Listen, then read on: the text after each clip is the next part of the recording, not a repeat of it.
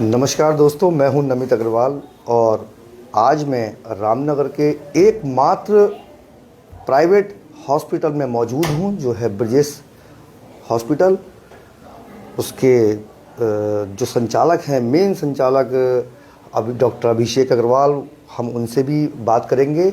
हम यहाँ पर किस किस बीमारियों का इलाज होता है उसके संदर्भ में बात करेंगे। डॉक्टर अभिषेक से भी बात करेंगे, उनके कैसे उन्होंने पढ़ाई की, क्या की, इन सारी चीज़ों के बारे में आज बात करेंगे। डॉक्टर अभिषेक जी, आपका बहुत बहुत स्वागत है। नमस्कार। अभिषेक जी, सबसे पहले हम आपसे ये पूछना चाहेंगे कि जब आप पढ़ाई करते थे उसका क्या मन में आया कि मुझे कि डॉक्टर बनना है, और कैसे कैसे आपने उसकी स्टार्टिंग करी? देखिए जी, जब मैं पढ़ता था तो एक तो जब मैं स्कूल में था ना, तब से एक सामाजिक प्रेशर था कि तुम्हें डॉक्टर बनना है। तब तो मैंने सोचा ही नहीं था मुझे डॉक्टर बनना है। सामाजिक था या पारिवारिक था? क्योंकि पापा भी पारिवारिक प्रेशर नहीं था सर। अच्छा। सामाजिक प्रेशर था। अच्छा। जो परिवार, माता पिताजी कभी कुछ नहीं कहते थे। अच्छा। लेकिन पड़ोसी जिसके यहाँ से हम टॉफ़ी लेते थे, शर्मा जी जिनके यहाँ से हम कोल्ड ड्रिंक पीते थे, बोले तुम्हें तो डॉक्टरी करनी है, तो एक प्रेशर था। अच्छा, उस समय इतना ज़्यादा और कोई ऑप्शन होते नहीं थे। ऑप्शन ही दो ही थे, या तो इंजीनियर बनना था या फिर डॉक्टर बनना था, और कोई ज़्यादा विशेष ऑप्शन थे नहीं। इंजीनियर मैथ्स हमारी बहुत कमज़ोर थी, तो फिर ऑटोमेटिकली डॉक्टर की लाइन में आ गए। कैसे कैसे आपने मतलब पहुँचे वहाँ तक? मतलब 12th किया मैंने। 12th के बाद अपनी कोचिंग करी। फिर उसके बाद कोचिंग कहाँ करी? कोचिंग मैंने करी दिल्ली में। दिल्ली, हाँ, आकाश में। उसके बाद जो है यहाँ पर हमारा उत्तराखंड उसी साल अलग हुआ था। 2000 की बात? 2000 की बात। तो उत्तराखंड में एकमात्र मेडिकल कॉलेज जो था वो था jolly grant, Himalayan institute jolly grant. और हमारा पहला बैच है जिसका उत्तराखंड में पहली बार एक अलग से मेडिकल का कंपटीशन हुआ। उस कंपटीशन में मतलब जिसमें केवल उत्तराखंड के बच्चों को सिलेक्शन दिया गया, तो उसमें उत्तराखंड के उसमें हमारा नंबर आया। ठीक, फ्री सीट पे नहीं आया, प्राइवेट सीट पे आया। प्राइवेट सीट पे आया। ठीक ठीक। प्राइवेट सीट में फीस भरनी होती थी, फ्री सीट में फीस नहीं भरनी होती थी। सिलेक्शन लेकिन कंपटीशन के थ्रू ही होता था। उसमें फीस थी 1,10,000 रुपये सालाना, लेकिन होगा कंपटीशन के थ्रू ही। उस पर नंबर आया तो हमने उसमें अपना एडमिशन लिया। उसके बाद सेम कॉलेज में, क्योंकि उत्तराखंड में तब जब मैंने पीजी किया तब कॉलेज भी पीजी का एक ही था, वही था। उसमें मेरा सिलेक्शन हुआ, वो गवर्नमेंट सीट पे हुआ। तो उसमें अपने मैंने पीजी सर्जरी में अपना पोस्ट ग्रेजुएशन किया एमबीबीएस के बाद। वहीं से फिर वहाँ पर एक साल काम किया। उसके बाद 2011 से 2013 तक 2 साल सुशीला तिवारी में एज अ असिस्टेंट प्रोफेसर काम किया, सर्जरी विभाग। अच्छा। हाँ। तो क्या आपने बाहर भी कहीं डॉक्टरी की है, कोई डिग्री लेके आए हैं? उसके बाद मैं यहाँ पे 2 साल काम करने के बाद में फिर मैं 3 महीने के लिए फ्रांस गया। वहाँ मैंने अपनी एंडो यूरोलॉजी में जो है फेलोशिप करी पेरिस में टेनन हॉस्पिटल से, वो करके आया। मेरे हो सकता है मैं गलत भी हूँ, मेरे सुनने में ये भी आया कि डॉक्टर प्रशांत कौशिक, आप और डॉक्टर निकुंज अग्रवाल तीनों ही एक ही कॉलेज से? नहीं, मेरी सारी पढ़ाई देहरादून से हुई है। मेरी पढ़ाई विदेश में सिर्फ वो 3 महीने के कोर्स के अलावा कुछ नहीं हुई है। अच्छा। मैं आज तक रशिया गया ही नहीं यार। नहीं, रशिया का तो मैंने नाम भी नहीं दिया। नहीं, तो उन दोनों ने तो रशिया से एमबीबीएस। अच्छा, तो ये आपको पता है? हाँ, मुझे ये पता है ना, क्योंकि उन दोनों का जो एमबीबीएस है वो रशिया से है, तो मैं तो आज तक रशिया गया ही नहीं। अच्छा, ये भी आज क्लियर हो गया। दूसरी चीज़ ये है कि आप जैसे कि हम देखते थे कि पापा का आपका एक छोटा सा क्लिनिक था रानी रोड पे, फिर जब आप पढ़ाई करके आए फिर आपने सरकारी हॉस्पिटल के पीछे की तरफ भी वहाँ खोला एक, उसके बाद फिर आपने पूरा सेटअप किया। देखिए, मैंने जो किया ना, मेरे पिताजी बहुत डरपोक थे जी। उन्हें हमेशा डर लगता था कि हम अस्पताल खोलेंगे, रामनगर की क्या स्थिति है, भौगोलिक स्थिति है, यहाँ की सामाजिक स्थिति है। तो हमने एक छोटा सा अस्पताल, सरकारी अस्पताल से नीचे जाके खोला जी, और पहले वहीं से काम शुरू किया। उसमें 6 ही बेड थे। ठीक, वहाँ पर 1 साल काम किया। पहले मीडियम ग्रेड के, लो ग्रेड के ऑपरेशन, जो छोटे ऑपरेशन है वही किए। फिर यहाँ आए। मेरा लेप्रोस्कोपी में स्पेशलाइजेशन है, दूरबीन विधि में। उसी में मैंने 2 साल सुशीला तिवारी में भी काम किया था। अब मेरे मन में बहुत इच्छा थी कि मैं इस काम को आगे बढ़ाऊँ, तो मैंने कहा मुझे इतनी सी जगह में लेप्रोस्कोपी का काम नहीं हो सकता, ये ऑपरेशन बड़ा है। तो हमने इस जगह को, तब शिवलालपुर चुंगी शाम को 6 बजे के बाद शहर से बाहर मानी जाती थी, हमने इसको सेलेक्ट किया। हमने यहाँ खोला, पहले 1 मंजिल खोली, कुछ चीज़ें बनाई, फिर धीरे धीरे करके इसका विस्तार किया। 2016 में हम सीटी स्कैन लाए। शहर में सीटी स्कैन लाने वाले हमें बेवकूफ़ बताया सब डॉक्टरों ने कि ये सीटी स्कैन रामनगर में क्या करेगा। मैंने कहा कुछ नहीं करेगा, जो करेगा कम से कम ये तो होगा जिसका सर फूट जाएगा उसका एक स्कैन करके ये तो बता देंगे कि तेरे ब्लीडिंग हो रही है नहीं हो रही, बाकी तो कुछ करेगा नहीं करेगा वो बाद में देखेंगे। ठीक है, फिर हम धीरे धीरे लेज़र लाए 2018 में। कोशिश ये रही कि हम एक छोटी जगह में बैठे हैं, यहाँ पर मेडिकल सेवाएं लगभग जब मैं आया नील थी। मुझे एक, मैं नाम नहीं बता सकता, एक बहुत शहर के जाने माने डॉक्टर साहब ने मुझसे कहा, और ये शब्द मेरे दिमाग में, आज मैं जो आपसे बात कर रहा हूँ बहुत दिल की बात कह रहा हूँ, बिल्कुल।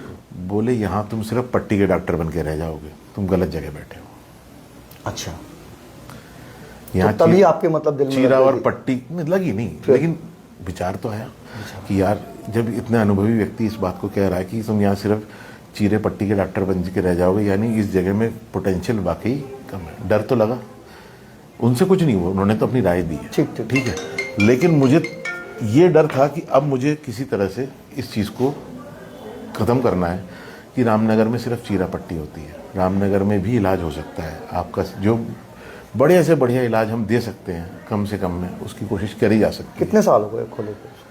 अब ऊपर वाले की दया से और आप सबके आशीर्वाद से 15 साल हो गए इस साल। 15 साल। जब आपने स्टार्टिंग की थी इसकी तो वो काफ़ी चर्चाओं में भी रहा हॉस्पिटल। कोई भी चीज़ नई चीज़ शुरू होती है, देखो आपको कहना तो पता नहीं ऑनलाइन कहूँ ना कहूँ, रामनगर हिडिंबा का शहर है। मतलब ऐसा क्यों? ऐसा पुरातन काल से चला आ रहा है। यहाँ पर जब भी कोई नई चीज़ खुलती है ना, तो पहले लोग उसकी तरफ एकदम भागते हैं, उसको इतना फेमस कर देते हैं कि उसको ये नहीं समझ में आता मेरे साथ हो क्या रहा है, और कुछ समय बाद उसकी रील इतनी बुरी तरह धो देते हैं, उसे ये नहीं समझ में आया मेरे साथ हुआ क्या।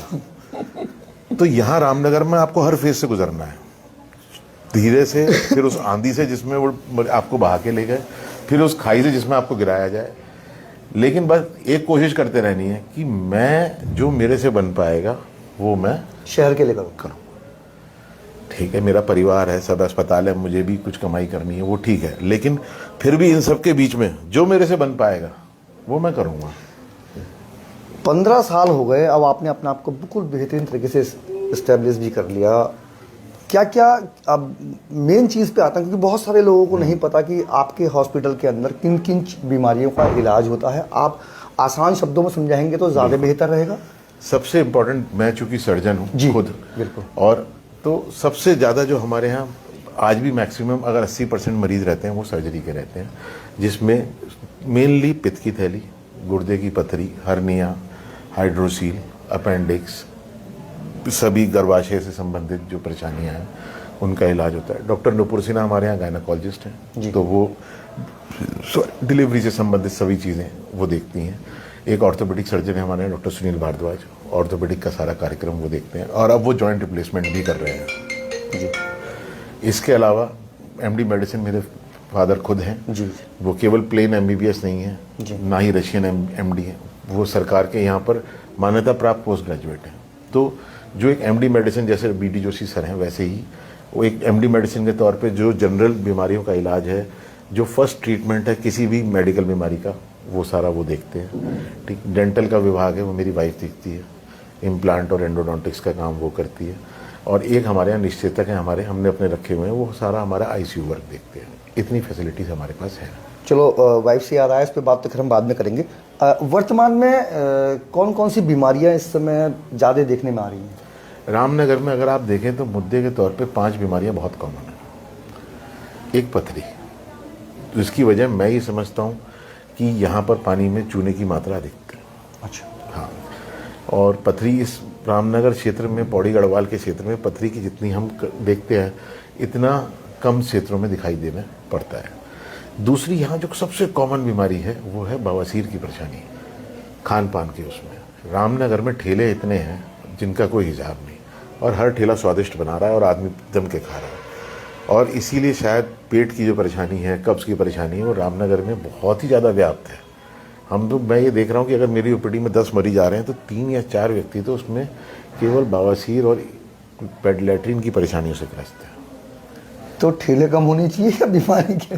आदमी की ज़बान पे कंट्रोल होना चाहिए। तो फिर उन ठेले वालों का व्यापार कैसे चलेगा? नहीं, सबका चलना चाहिए, बट आदमी को ज़बान पे कंट्रोल। आपका सीजन कौन सा होता है? डॉक्टरों का भी ये कहना है कोई सीजन होता है, कौन सा किसके बाद आता है वो? डॉक्टरों का कोई सीजन नहीं होता, या सारे सीजन डॉक्टर के होते हैं?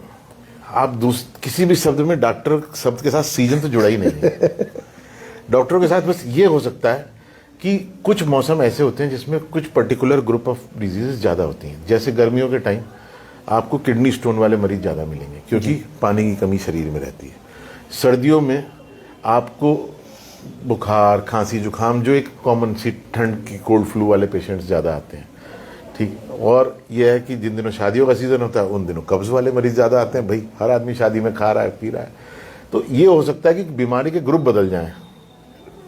लेकिन डॉक्टरों का कोई सीज़न नहीं होता, डॉक्टरों का एक ही सीज़न होता है। ठीक है, कभी भीड़ ज़्यादा होती है, कम होती है, कोई फ़र्क नहीं पड़ता, ऑल टुगेदर। मेन मोटिव ये होता है कि जो पेशेंट आए, चाहे मेरे पास 4 मरीज आए, लेकिन वो 4 सेटिस्फाइड होने चाहिए और उन चारों का इलाज पूरा होना चाहिए। आपने बात करी थी कि आपकी वाइफ भी डॉक्टर हैं, डेंटल सर्जन है। मैक्सिमम देखते हैं कि जो डॉक्टर होते हैं उनकी वाइफ भी डॉक्टर ही होती हैं। जैसे कि अगर हम हरीश पंत की बात करें, उनकी वाइफ भी वो डॉक्टर है। हाँ। हम प्रशांत कौशिक की बात करें, डॉक्टर प्रशांत कौशिक की, डॉक्टर अर्चना कौशिक हैं, बिल्कुल। डॉक्टर निकुंज अग्रवाल की बात करें, हम आसपास ही देख लेते हैं, इनकी वाइफ मीनाक्षी अग्रवाल की, वो भी कारण है। बहुत बढ़िया बात बताऊंगा। हाँ, वही थोड़ा सा अलग भी हटके बात होनी चाहिए ना। इतनी खराब है कि आम लड़की के लिए तो वो तलाक हो जाएगा। वो कहेगी तुम सुबह जो है तुम्हारा कोई समय नहीं, 4:30 बजे कोई तुम्हें उठा ले रहा है तो तुम चल दे रहे हो, तुम्हें को रात को कोई उठा के ले जा रहा है तो तुम चल दे रहे हो, तुम्हें ये पता नहीं तुम्हें आना कब है, जाना कब है। तो मैडम भी व्यस्त रहती हैं और आप भी व्यस्त हैं, तो इसलिए कोई रोक टोक वाली बात नहीं है। तो उसमें क्या होता है, वो बस दूसरे जो मेडिकल वाला होता है वही समझता है, मेरे साथ भी तो ऐसे ही हो रहा है जैसा इसके साथ हो रहा है, तो गाड़ी सही सही चलती रहती है। अच्छा, एक चीज, आपके यहाँ आयुष्मान कार्ड भी जैसे लगता है, आयुष्मान कार्ड के अंदर कौन कौन सी बीमारियों का आपके यहाँ इलाज होता है?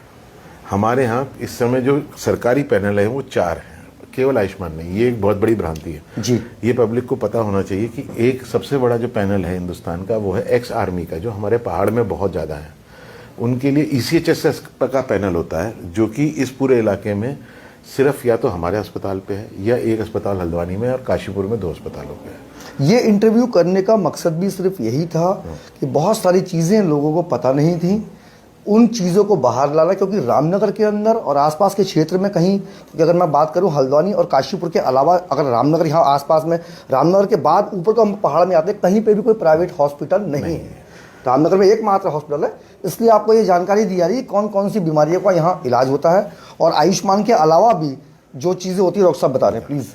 तो ECHS पहाड़ में बहुत कॉमन है, हमारे एक्स आर्मी वाले बहुत लोग पहाड़ में आके दोबारा रहते हैं, अपने घरों में रहते हैं, तो उनके लिए सुविधा है कि उनको OPD से लेकर, उसमें तो OPD का भी मतलब दिखाने को भी उनको पैसा नहीं देना है आयुष्मान में, जबकि OPD कवर नहीं होती है। ECHS में तो OPD भी उसी में कवर होती है, उन्हें बस अपना आके अपनी बीमारी बतानी है। और ESI, एक आजकल जितने हमारे यहाँ रिजॉर्ट है, शायद 150+ रिजॉर्ट कहते हैं लोग हैं रामनगर में, तो उन सब में ESI लागू होता है। उन सभी के कर्मियों के लिए ESI भी हमने अब ले लिया है। और बल्कि एक हमारे कैंप चलता है जिसके मैं आपके माध्यम से बताना चाहता हूँ, हर शुक्रवार को सभी एक्स आर्मी और ESI के मरीजों की, उनको कोई रेफ़र नहीं लाना, उन्हें कोई पर्चा नहीं बनाना, हम फ्री में उनको OPD करते हैं। और उनको कोई बीमारी होती है तो वो अपने रेफरल सेंटर से जाके उसके लिए रेफ़र ला सकते हैं, हम उन्हें उनको टेस्ट वगैरह सब कुछ उसमें फ्री रहता है, वो आएँ और अपना व्यवस्था कर सकते हैं। अब रही बात आयुष्मान पे, यस, आयुष्मान में सब कुछ कवर होता है। आयुष्मान एक टोटल कवरेज स्कीम है जिसमें हर चीज़ कवर होती है सिवाय सुपर स्पेशलिटीज़ के। सुपर स्पेशलिटीज़ का मतलब है सर में चोट आपके लग गई है, वो नहीं कवर हो सकती, क्योंकि वो नीरो के आयुष्मान सिर्फ उन्होंने सुपर स्पेशलिटी वाले हॉस्पिटल्स में दे रखा है, जो कि यहाँ पर कहीं नहीं है। ठीक, और बेसिकली बाकी सभी चीज़ें, एक डिलीवरी आयुष्मान में कवर नहीं होती है, पहले वो कवर होती थी, लेकिन डिलीवरी को सन 2023 से, जहाँ तक मैं गलत नहीं हूँ, आयुष्मान से बाहर कर दिया गया है। उसके अलावा जितने प्रकार के ऑपरेशन हैं, कोई मेडिकल बीमारी है, कोई गायनाकोलॉजिकल बीमारी है, हड्डी का कोई ऑपरेशन है, वो सभी आयुष्मान में कवर होते हैं। और इसमें दवाइयाँ भी इसी में इंक्लूड होती हैं। दवाइयाँ क्या जेनरिक होती हैं या? दवाइयाँ, एक तो जेनरिक दवाइयाँ गलत नहीं होती, ये हमारे मन में भ्रांति है। हमारा जो जन औषधि केंद्र है वहाँ तो सारी दवाइयाँ जेनरिक हैं, तो क्या वो गलत है जो सरकार ने खोल रखा है? नहीं, वो गलत नहीं है। नहीं, ये सवाल मेरा सिर्फ इसलिए था क्योंकि बहुत सारे पेशेंट आपके पास ऐसे भी आते होंगे कि हमें आप भैया ये वाली दवाई नहीं है, इस कंपनी की दवाई को करा दीजिए, क्योंकि आयुष्मान के नहीं, अंतर्गत आयुष्मान में कंपनी से कोई मतलब नहीं होता। अस्पताल को इलाज से करके देना है, फिट करके देना है, और दवाई स्टैंडर्ड कंपनियां जो उन्होंने आयुष्मान ने बना रखी हैं, आपको उन्हीं की लेनी है। अच्छा, ऐसा नहीं है मतलब कि वो आप- आयुष्मान ने भी कोई मतलब वो एक उनके जो वो होते हैं आयुष्मान मित्र होते हैं, वो आके बीच बीच में चेक करते हैं कि आपके यहाँ कौन सी दवाइयाँ चल रही हैं। अच्छा, एक चीज़ और इसमें आयुष्मान में देखने में आती है कि जैसे कि पेशेंट अगर आज एडमिट हुआ है, उस पर आयुष्मान कार्ड आज नहीं है, घर पे है, दूर से वो आया, पहाड़ से कहीं से आया है, कितना टाइम होता है? 24 घंटे 24 घंटे के अंदर वो लग जाना चाहिए। लग जाना चाहिए। परेशानी उन स्तरों पे आ रही है, मैं बताता हूँ क्या स्तर। बिल्कुल बिल्कुल। जिन मरीजों के आयुष्मान कार्ड है ही नहीं, बना ही नहीं है, अब वो भर्ती हैं। अब वो क्या है, 2 दिन हो गए, 3 दिन हो गए, तो उन्हें पता चलता है कि ये सुविधा तो आयुष्मान से भी फ्री मिल रही है जी। अब वो ये कोशिश करते हैं हम बन जाए, हम उनकी मदद भी करते हैं बन जाए, लेकिन बनने के सफ़र में कभी 2 दिन लगते हैं, 3 दिन लग जाते हैं। तो वो जो 1-2 दिन वो भर्ती रहते हैं, फिर वो घर जाते हैं अपना, तो उनको वो कवर हम नहीं कर पाते हैं, क्योंकि जब उनका आयुष्मान बन जाएगा तभी तो हम उसको लगा सकते हैं, उसके बनने से पहले नहीं लगा पाते हैं। इसमें एक सवाल और था जो लोगों का कहना है कि जैसे कि आयुष्मान के अंतर्गत कोई पेशेंट एडमिट हुआ, एडमिट होने के बाद उसने आयुष्मान लगा भी दिया अपना, और वो कहते कि इसमें जांचें फ्री नहीं है, ऐसा भी कुछ है? आप भर्ती हो गए तो सब कुछ फ्री है। Once you are admitted under Ayushman, everything is free. जब आप आयुष्मान में एडमिट नहीं, उससे पहले की जांचें कोई है, अस्पताल के रूफ के अंदर जितनी भी सुविधाएं हैं उस अस्पताल में, क्या आयुष्मान कार्ड 24 आवर्स लगता है या उसका नहीं, कोई टाइमिंग है? अगर जैसे सपोज आयुष्मान मित्र चले भी गए, आप अगले दिन सुबह आके आप बता रहे हैं, तो आपका फर्स्ट डे से लग जाएगा, पहले दिन शाम से लग जाएगा, ऐसा नहीं है।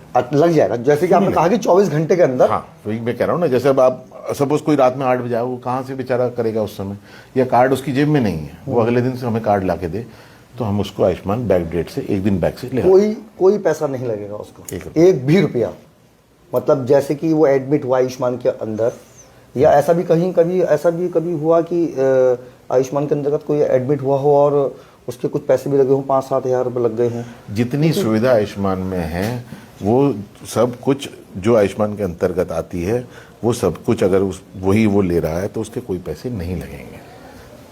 डॉक्टर साहब, कई बार आपके साथ ऐसा भी होता होगा क्योंकि कई लोग कहते हैं कि हम जाते हैं वहाँ तो वो हमको रेफ़र कर देते हैं, कुछ लोगों का ये भी कहना था, और कई बार आपके सामने भी दिक्कतें आती होंगी, हो सकता है कि 5, 7, 8, 10 लोगों को देख के आपने देखा कि यार ये कहीं ना, मैं अगर इस प्रेशर में आता ना तो रामनगर में चल ही नहीं पाता। यहाँ 8-10 नहीं आते, यहाँ एक सर फुटता है, साथ में आते हैं 25 आदमी, तो ये तो प्रेशर मैंने कभी लिया ही नहीं, वरना रामनगर में तो आप सर्वाइव ही नहीं कर पाओगे।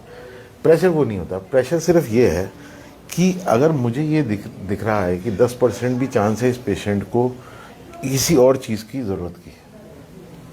देखो आजकल सर वो ज़माना नहीं है कि आप मरीज़ को अंधेरे में रख सकें, आपको उसको सर बात क्लियर बतानी है।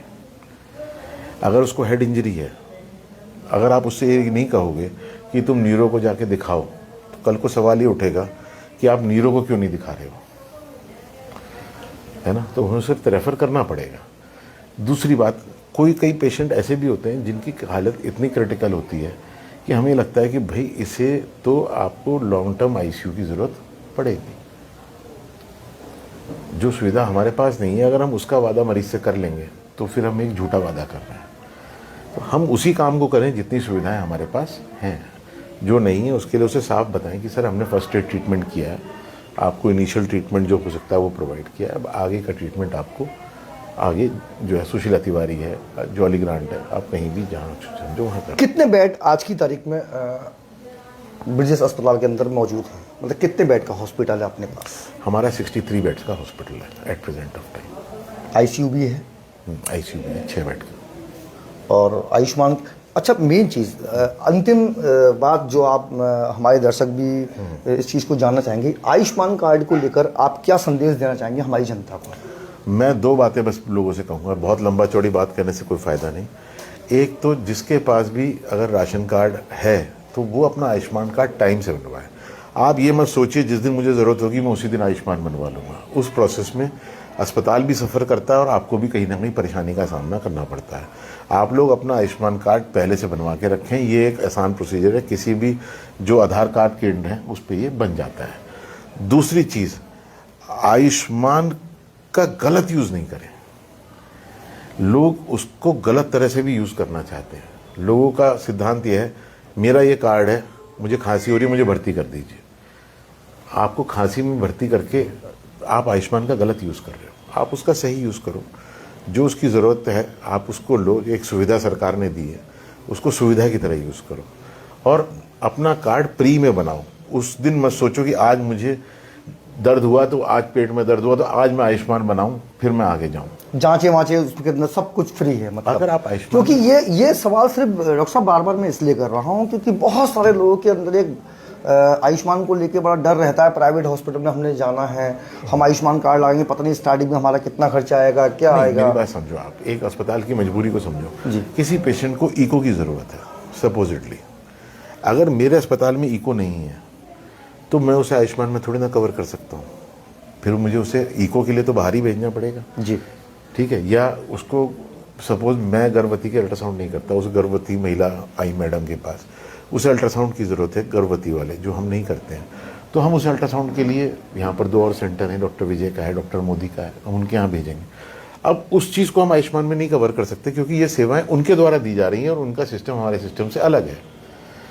अस्पताल के रूफ के अंदर जो भी सुविधाएं मौजूद हैं वो आयुष्मान के अंडर कवर्ड है।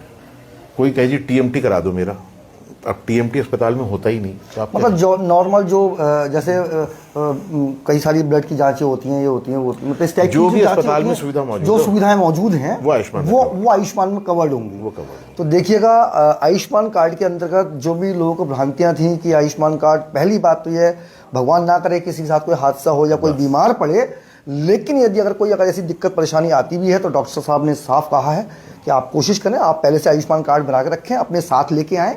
और उसके साथ राशन कार्ड की आवश्यकता है। राशन कार्ड, आधार कार्ड, राशन कार्ड और आयुष्मान कार्ड, तीनों चीज़ें लेके आए, आपका बिल्कुल फ्री में इलाज होगा। कई तीमारदारों का आरोप ये भी है कि आयुष्मान कार्ड होने के बावजूद उनसे इलाज के दौरान पैसा लिया गया है, और आप इन आरोपों को कैसे देखते हैं? कई लोगों का ऐसा कहना है, हालांकि मेरे सामने भी ये बातें आई थी पहले भी। देखिए, हर सिचुएशन अलग होती है। अब व्यक्ति कोई आ रहा है, उसने अपना पट्टी कराई, इलाज कराया, वो ओपीडी में ये चाहता है कि मेरी ओपीडी का पर्चा और उसके 2 टाँके लगे और वो घर चला गया।